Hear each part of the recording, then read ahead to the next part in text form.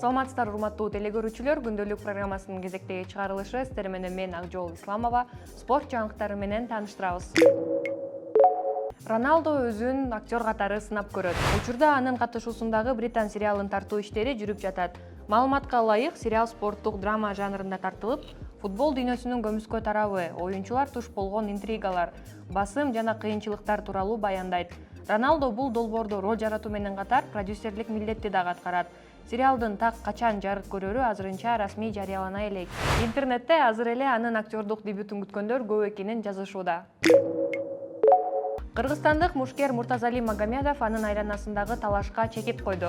Спортчу ар дайым таймаштарында кыргыздын калпагын кийип, Кыргызстандын намысын коргоп, чыныгы патриоттугун көргөзүп келет. Анын алдыдагы беттештерине ийгилик каалайбыз.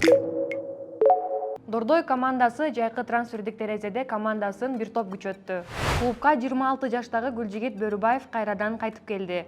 Ал буга чейин Дордой курамында 71 беттеш өткөрүп, 19 гол жараткан. Ошондой эле туркиялык 27 жаштагы легионер Көктү Демироглу дагы командага кошулду. Мындан тышкары 22 жаштагы жаш оюнчу Мирлан Бекбердинов дагы кайрадан Дордойдун курамына кайтып келди. Бул трансфердик терезеде жалпысынан Дордой командасынан 8 оюнчу кетип, ал эми жаңылардан дагы 10 оюнчу кошулду.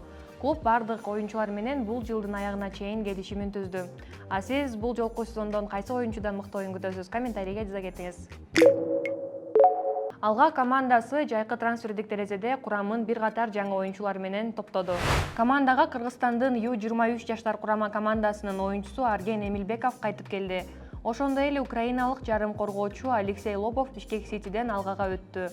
Мындан тышкары Москванын Локомотив академиясынын тарбиялануучусу, буга чейин Орусиянын Торпедо клубунда ойногон Григорий Борисенко дагы бишкектик клубдун катарына кошулду. Эми жаңы оюнчулар алганын оюнун канчалык күчөтөрүн аны убакыт көргөзөт. Негизинен жайкы трансфердик терезе 28 июлда жабылган, бирок клубтар эркин оюнчуларды да каттаганга бир жума убактысы бар. Негизинен көп эле клубта бир топ өзгөрүүлөр болду, алар боюнча кийинки чыгарылышта дагы шашпай айтып беребиз. Кабо-Верденин улуттук курамасынын легендарлуу дарбазачысы Вазинянын өнөктөшү Тиаго Гомеш жайкы трансфердик терезеде Абдышатанын катарына кошулуп, дебюттук беттешинде эле жогорку лиганын 16-турунун символикалык курамына кирди. Гомеш жогорку лиганын лидерлеринин бири Азия Талас командасы менен болгон беттеште ишенимдүү оюн көрсөттү. Алардын беттеши 1-1 эсебинде тең чыгуу менен аяктады. Тиаго Гомеш бул дүйнө чемпионатына катышкан жок, улуттук курама үчүн дагы азырынча ойной элек. Бирок Вазиня аны менен жакшы мамиледе, жада калса Инстаграмдан дагы катталган. Жаңы дарбазачыга Абдышата үчүн ийгиликтүү оюндарды каалайбыз.